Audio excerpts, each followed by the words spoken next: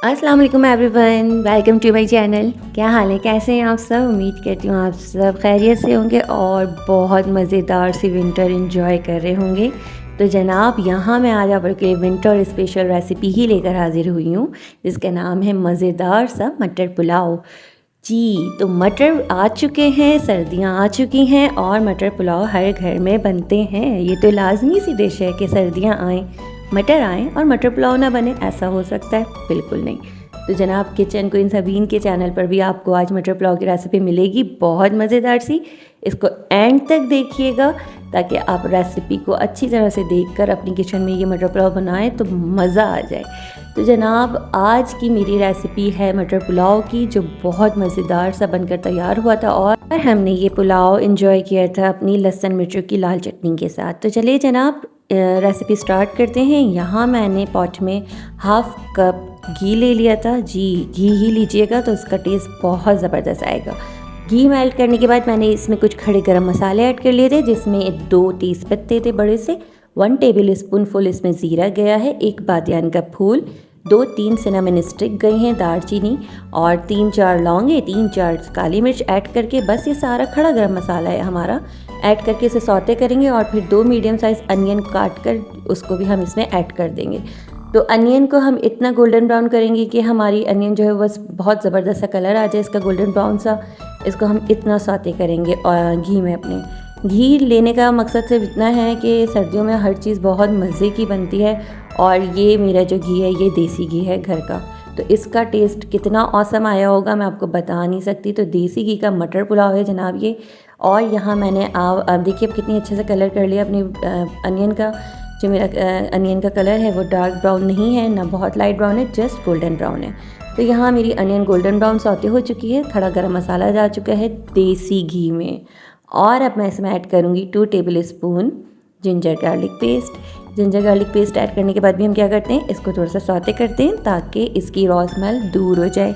Ginger garlic paste add करके उसकी raw smell remove करके हम इसमें ऐड करेंगे 1 टेबल स्पून अपना green chilli paste. Green chilli, हरी मिर्चों का पेस्ट बना लें या उसे चॉप करके डाल दें, दोनों का टेस्ट सेम होता है। तो मैंने यहाँ चॉप करके डाल दी, आप चाहें तो पेस्ट भी ऐड कर सकते हैं, कोई मसला नहीं है। बहुत इजी, बहुत मज़ेदार, बहुत यम्मी सा ये पुलाव बन के तैयार होगा। अगर आप इसको देसी घी में बनाएंगे, ना भी बनाएं तो कोई इश्यू नहीं है, वैसे भी ये बहुत मज़े की रेसिपी है। और अब यहाँ जनाब जा रहा है इसमें 4 टेबल स्पून योगर्ट जो है अपना पानी थोड़ा रिलीज़ करता है, सबको पता है। तो आप यही कीजिएगा, यहाँ पे योगर्ट का पानी जो रिलीज़ हो उसे रिड्यूस कर लीजिएगा, इसको बस इतना कुक कीजिएगा। और खुशबू क्या आ रही थी इस मसाले की, बता नहीं सकती, बहुत मज़ेदार सी खुशबू थी, क्योंकि ये देसी घी में बन रहा था।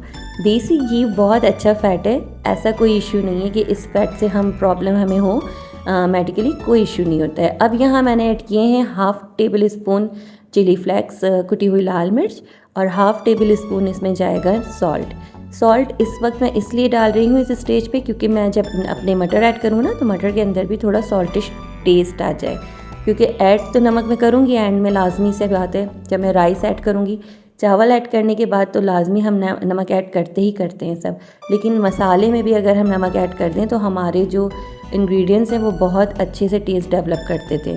तो यहाँ जनाब नमक ऐड करने के बाद अब मैं ऐड करूँगी हाफ़ केजी अपने मटर, जिन्हें मैंने अच्छी तरह से छील के धो के रखा हुआ था। बहुत मज़ेदार से ये मटर थे और थे भी बहुत सॉफ्ट और मीठे मीठे से, बहुत जल्दी कुक हो गए थे, मतलब बहुत जल्दी ये गल जाएंगे।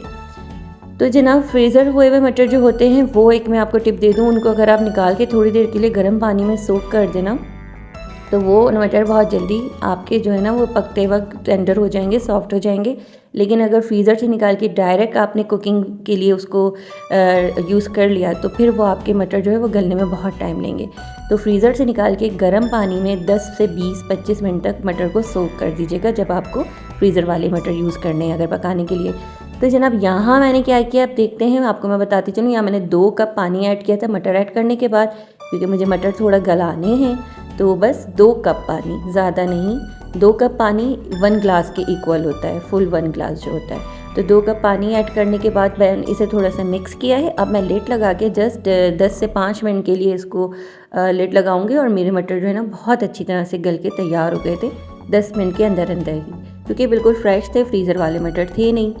फ्रोज़न मटर अगर होते हैं तो वो ज़रा इशू होता है, जल्दी गलने में प्रॉब्लम करते हैं। तो फ्रेश मटर थे, बहुत अच्छी तरह से यहाँ देखिए जनाब 10 मिनट के बाद मेरे मटर भी गल के तैयार हो गए थे। मसाले में से बहुत लाजवाब सी खुशबू आ रही थी, क्योंकि खड़े गरम मसाले गए थे और वो भी देसी घी में।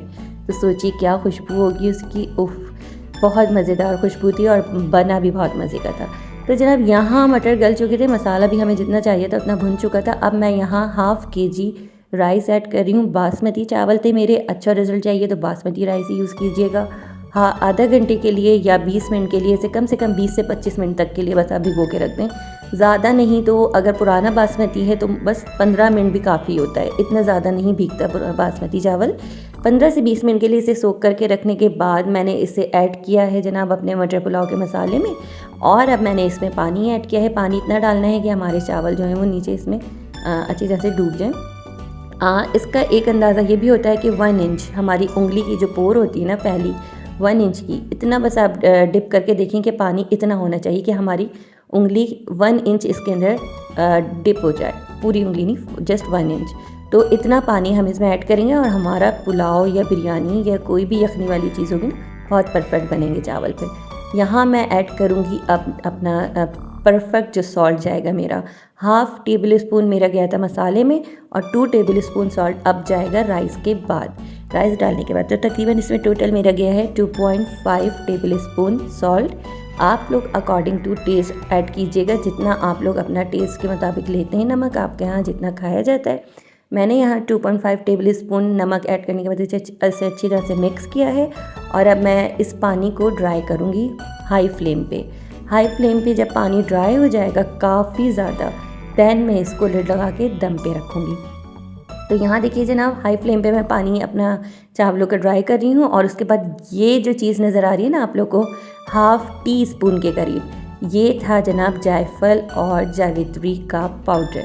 जायफल जावित्री का पाउडर इसमें ऐड करने के बाद तो जो क़यामत ख़ेज़ इसकी खुशबू आती है ना इस पुलाव की, ना पूछिए, बहुत दूर दूर तक खुशबू जाती है, घर से बाहर भी।